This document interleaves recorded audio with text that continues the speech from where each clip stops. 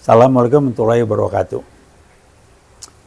Saya ingin angkat kembali hasil riset yang dipaparkan oleh rekan saya mengenai kebangkitan komunis gaya baru di Cina dan bagaimana PKI Gaya Baru Indonesia berkiblat dan mendapat dukungan penuh dari komunis gaya baru di Cina. Ini tergambarkan dalam strategi dari komunis gaya baru atau PKI gaya baru di Indonesia ini, di mana salah satu strateginya adalah melakukan kudeta konstitusional. Strategi yang lainnya adalah memasukkan atau invasi teritorial dengan memasukkan tentara Cina kemarin. Kita nggak bahas yang kedua, ini kudeta konstitusional. Ini sudah dilakukan, sudah terjadi dan sedang berjalan terus. Mulai dari amandemen Undang-Undang Dasar 45 yang sekarang sudah bukan lagi Undang-Undang Dasar 45, barangkali Undang-Undang Dasar 2020 dan sebagainya. Udah dikudeta. Kenapa? Amandemen itu bertentangan dengan Pancasila. Dengan 5 nilai dasar, dengan 5 nilai utama, itu sudah bertentangan. Jadi kalau sudah Undang-Undang Dasar yang amandemen itu bertentangan dengan nilai-nilai dasar, nilai-nilai utama dari kita sebagai bangsa, sebagai negara, udah nggak benar. Nilai-nilai kan berbicara sebagai negara Pancasila itu, apa yang negara sebagai negara Indonesia kita mengatakan apa yang benar, apa yang salah, ini itu udah dilanggar kok. LGBT itu bertentangan dengan nilai Pancasila yang pertama, ketuhanan yang Maha Esa, udah dilanggar. Dan yang lain udah segala macam lah. Omnibus Law segala macam. Dan yang menarik lagi, Undang-Undang IKN, saya nggak ahli, saya nggak komentar banyak. Kok bisa ya udah ini direvisi oleh pemerintah? Undang-undang bisa direvisi oleh pemerintah, ini bagaimana ya? Tapi yang jelas adalah kudeta konstitusional merupakan salah satu atau bagian dari strategi PKI Gaya Baru di Indonesia untuk bagaimana menguasai, mengendalikan NKRI, sehingga barangkali guyonan orang NKRI nanti jadi negara komunis Republik Indonesia, barangkali begitu. Nah yang jelas kudeta konstitusional sudah berjalan terus, dan dengan KUHP yang baru ini, saya lihat di video ngomong menteri kehakimannya, nggak tahu lah, saya nggak komentar banyak lah.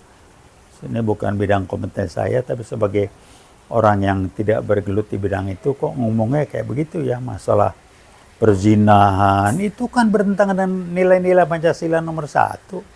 Nggak boleh ditangkap kecuali orang tuanya melapor. Lah, basis undang-undang itu apa? Di mana dasar Anda bikin undang-undang itu, apa dasarnya? Undang-undang adalah formalisasi dari nilai-nilai sebagai landasan pijaknya. Nah, kudeta konstitusional sudah pasti berlawan sama Pancasila, sementara mereka itu yang berteriak aku Pancasila. Wah, ini kadrun, kita ini segala macam.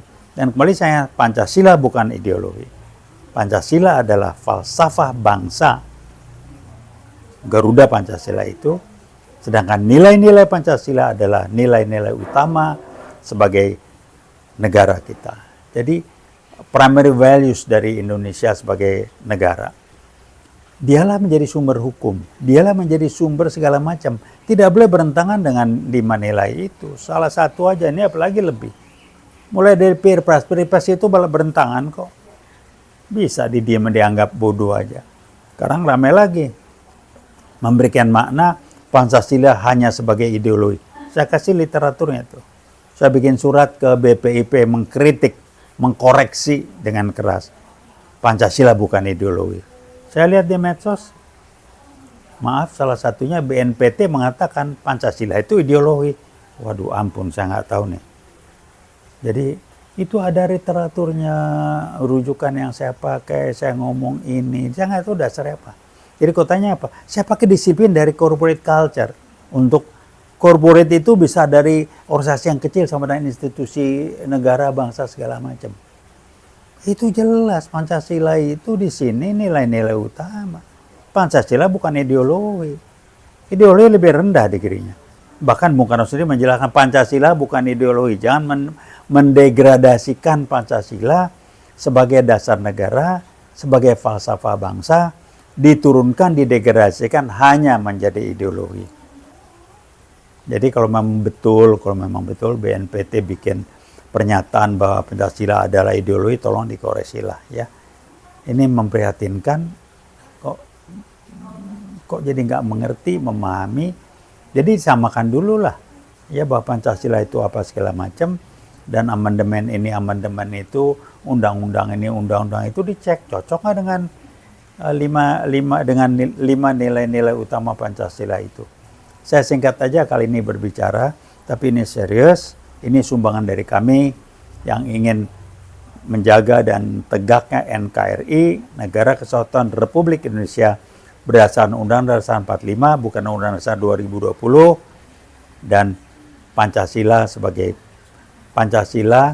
sebagai falsafah bangsa, dan 5 nilai-nilai Pancasila sebagai nilai-nilai utama dari negara.